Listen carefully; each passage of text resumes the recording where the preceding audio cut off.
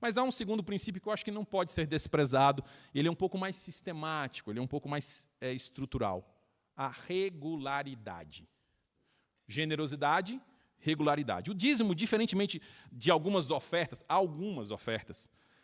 ele é uma prática sistemática, ele é rotineiro, ele é sistemático.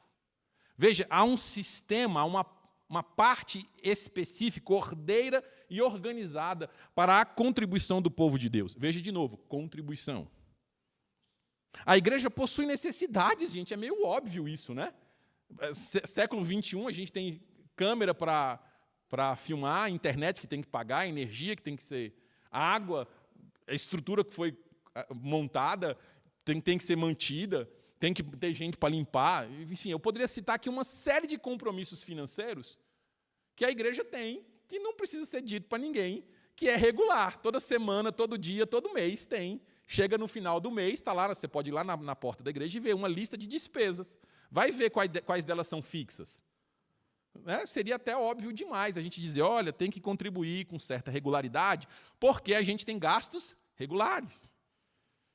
Não faz muito sentido a gente dizer apenas que os custos da igreja, do culto, do trabalho eclesiástico, têm despesas que não são ocasionais, né?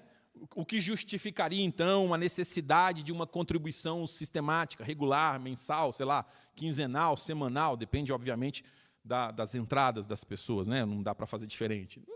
É óbvio que não precisava dizer isso. Mas quando a gente vai para dentro da Bíblia, a gente percebe que o dízimo é um pouco mais do que o mero atendimento de uma necessidade organizada e específica, ou regular. Tá? Sim, os dízimos eram usados para o sustento dos levitas e dos sacerdotes. E eles é que estruturavam todo o trabalho do tabernáculo, templo. Então, não só o povo contribuiu para fundar ou formar o tabernáculo, ou para fazer o tabernáculo, segundo as orientações e a convocação do próprio Deus, mas segundo toda a doutrina lida ali, especialmente no Pentateuco, você vai perceber que tudo que estava sendo entregue ali também servia para a manutenção dos trabalhos. E sob manutenção dos trabalhos, envolve manutenção dos trabalhadores, gente, pelo amor de Deus. Os levitas comiam daquele recurso. Eles estavam trabalhando, e aqui a gente pode ver levita em todos os lugares no Velho Testamento. Tá?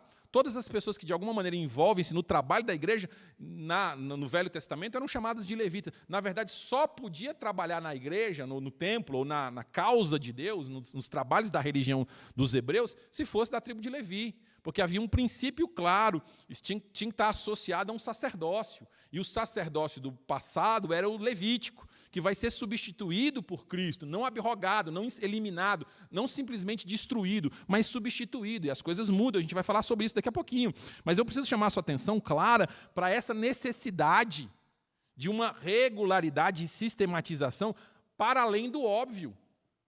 Veja, eu estou citando aqui o óbvio, o trabalho, a necessidade, a energia, a estrutura. Você vai no Velho Testamento, você vai ver que eles não proporam de outra maneira. Nenhuma vez no Velho Testamento você vai encontrar assim, olha, vão lá e façam uma plantação, levitas, tinha gente suficiente para fazer isso, façam uma plantação, colham e vendam. E com o resultado do trabalho financeiro, com o resultado financeiro do trabalho de vocês então vão sustentar a igreja, ou o templo. Não, é o seguinte, são as terras do templo que estão sendo alugadas para gerar renda para o tabernáculo. Não funcionava assim.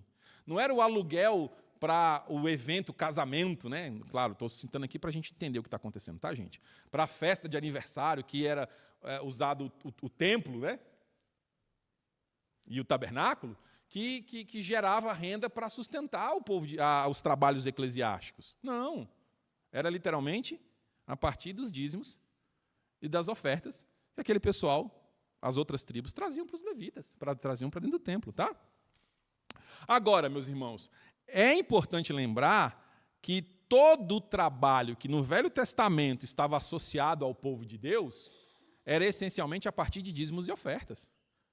Quem cuidava das viúvas e dos órfãos? Na verdade, quem é o guardião delas, senão o próprio Deus? Lembra de não afligir o estrangeiro? Você lembra daquele campo que fora comprado com o dinheiro que os fariseus pagaram pela traição de Judas? Campo de sangue para enterrar os estrangeiros? Percebe?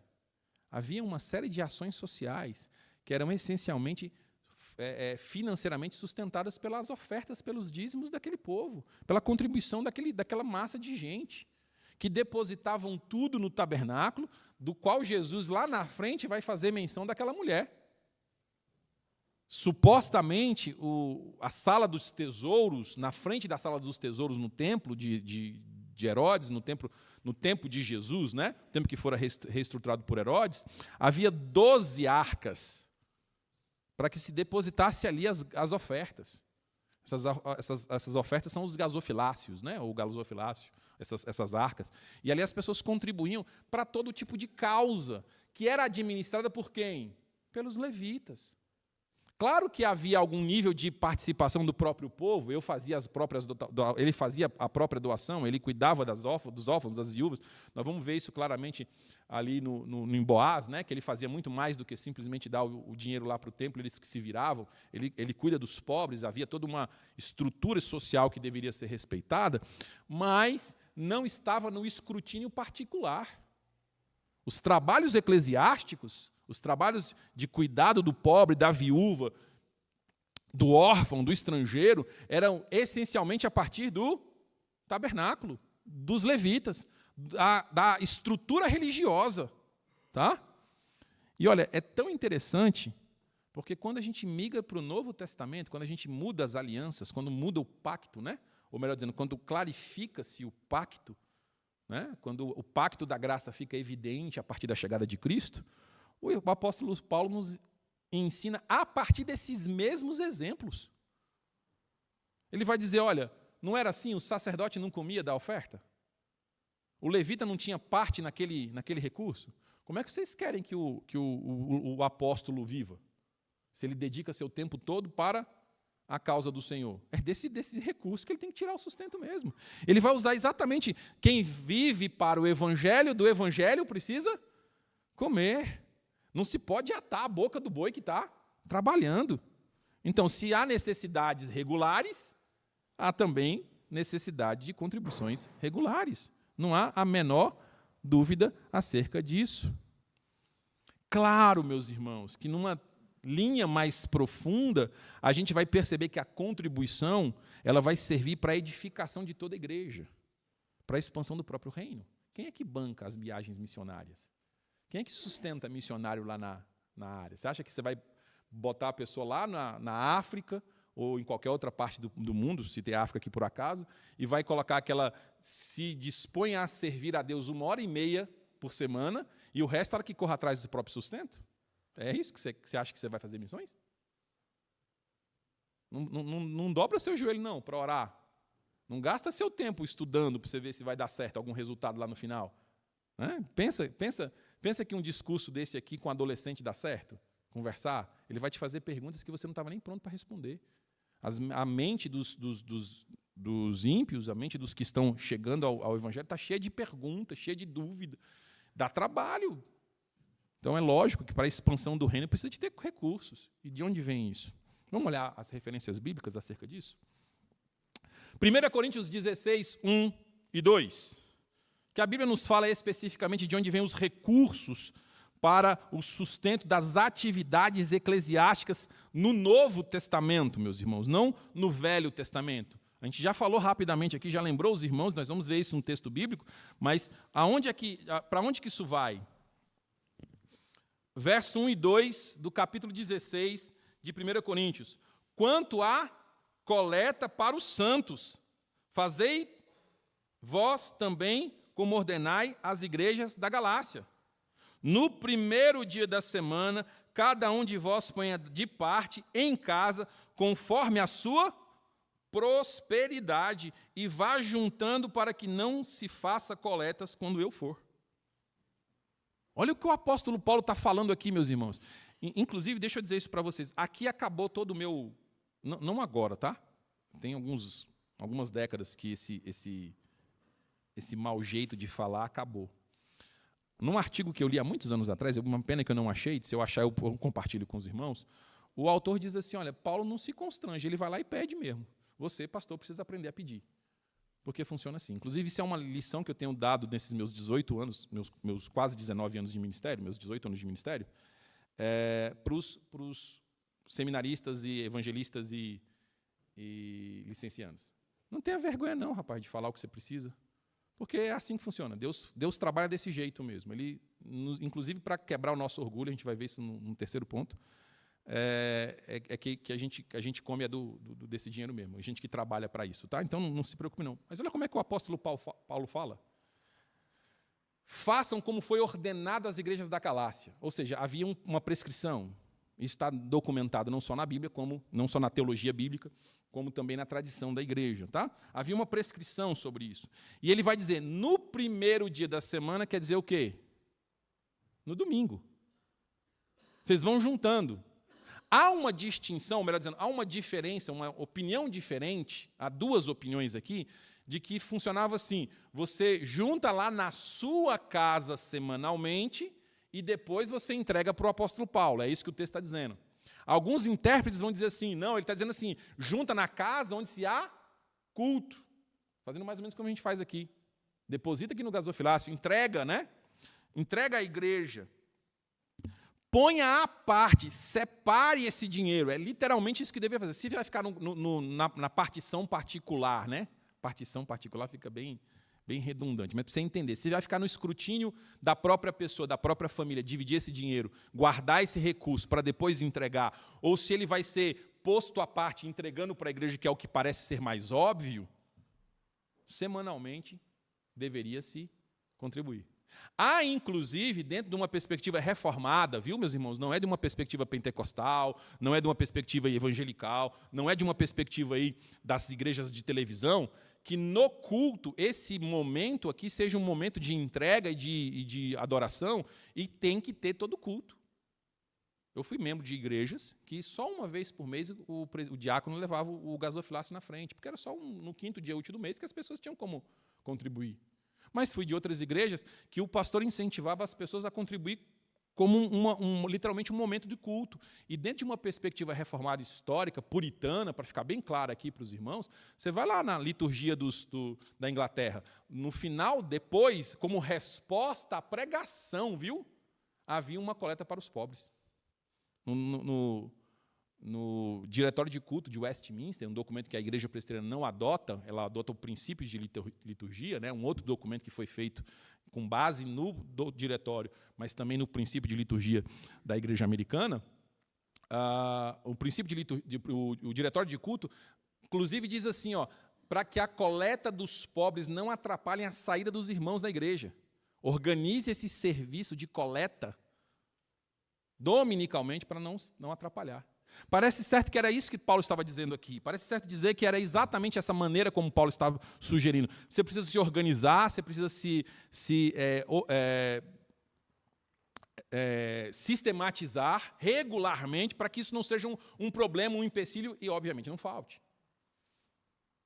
Faça isso, porque isso é instrução, como eu ordenei à igreja, ou seja, uma ordem apostólica para que haja contribuições, para que haja, de fato, participação financeira, para que, de fato, se faça coletas semanalmente, regularmente. E veja, meus irmãos, conforme a sua prosperidade. Eu estou só frisando isso aqui, a gente vai frisar isso num terceiro aspecto, a ideia de proporcionalidade, mas precisa ser conforme a prosperidade. Isso quer dizer que ele varia numa proporção, tá?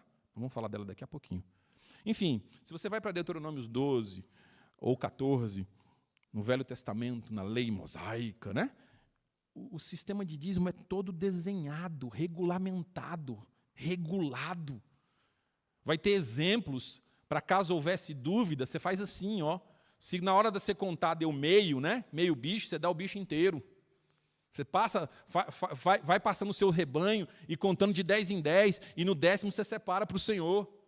e vai contando, e a cada tantos anos você vai pegar esse rebanho e fazer essa contagem de novo, e dessa vez você vai acrescentar ou diminuir tantas partes. Havia todo um sistema para que não houvesse o risco de alguém contribuir muito mais proporcionalmente ou muito menos proporcionalmente. Daí, inclusive, vem a palavra dízimo, que significa 10ª parte. Ou alguma coisa muito parecida com isso. Porque, provavelmente, dentro do sistema semítico de contagem, a divisão é por 12 e não por 10. Então, essa palavra dízimo, que no grego vai virar essa nossa estrutura de 10ª parte, ela tem um aspecto de tributo, não necessariamente de 10% no sentido matemático, tá? Ela vai ter muito mais essa ideia de tributar ou de entregar completamente do que de outra ideia. Mas é muito interessante porque quando você vai no Velho Testamento, você vai vendo 10%, 10%, a 10ª parte. Quando você faz as contas, vai sempre chegar nesse valor, de um jeito ou de outro. Ou ele vai dividir a cada 5 anos uma divisão que vai ser 10%, dividido depois pela média. Mas é muito, muito, muito importante dizer isso. Mas o que eu quero chamar a sua atenção aqui não é especificamente sobre a proporcionalidade, ainda não. É sobre a regularidade. Havia um processo regular. Havia uma definição escriturística.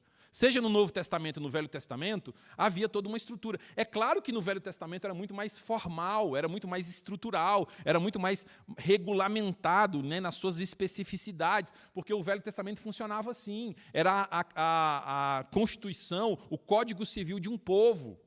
No Novo Testamento funciona de outra forma, porque Paulo está falando com pessoas que são de outras culturas, que têm outros comportamentos.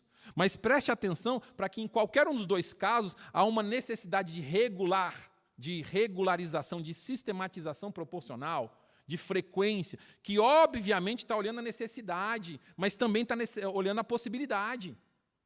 O que eu quero frisar para você como princípio é que há uma necessidade de fazer isso constantemente. Eu contribuí para formar o templo. Que coisa boa que você contribuiu para criar o tabernáculo, né? E para manter. Você criou, você construiu, você não vai ajudar a manter? Bom, havia uma estrutura clara no Velho Testamento sobre essa questão. Neemias 13, abra sua Bíblia lá em Neemias 13, verso 10 a 14, diz assim, também soube que os quinhões dos levitas não se lidavam, de maneira que os levitas e os cantores que faziam serviço tinham fugido cada um para o seu campo. Então contendi com os magistrados e disse, porque se desamparou a casa de Deus, ajuntei os levitas e os cantores e os restituí aos seus postos. Então todo o Judá trouxe dízimos dos cereais, do vinho, do azeite aos depósitos.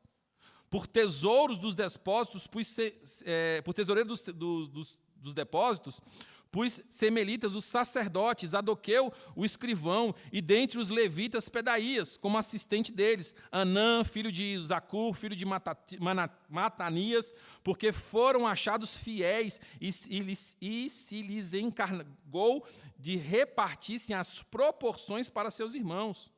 Por isso, Deus meu, lembra-te de mim e não apagues as beneficências que eu fiz à casa de Deus para o seu serviço.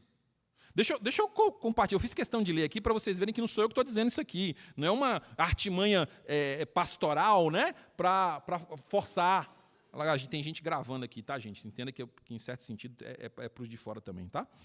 Não especificamente para vocês, algumas coisas. Mas veja só, meus queridos, o texto é absolutamente claro ao descrever um processo que não podia ser interrompido. E quando fora interrompido, o responsável, que era Neemias, foi lá e disse, vamos organizar isso aí. Que bagunça é essa? A gente está aqui para estruturar, Deus nos dá a graça de recomeçar, Deus nos permite voltar do exílio e a gente vai começar a bagunçar com a casa de Deus? Não. Tem que vir. Gente, presta atenção, a primeira turma que ofertou para o templo eram pessoas que tinham sido escravos. Essa segunda citação, não é a segunda vez que isso acontece, mas essa segunda citação do Velho Testamento aqui, o pessoal estava voltando do exílio babilônico, eles estavam chegando numa cidade destroçada, as casas, as estruturas, as vinhas, tudo estava desfeito. Mas aí o Neemias diz assim, vocês vão por conta disso deixar a casa de Deus sem sem cuidado? Os trabalhos vão parar?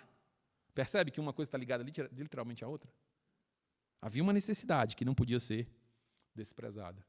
Havia uma estrutura que não podia ser ignorada. Havia uma regularidade necessária.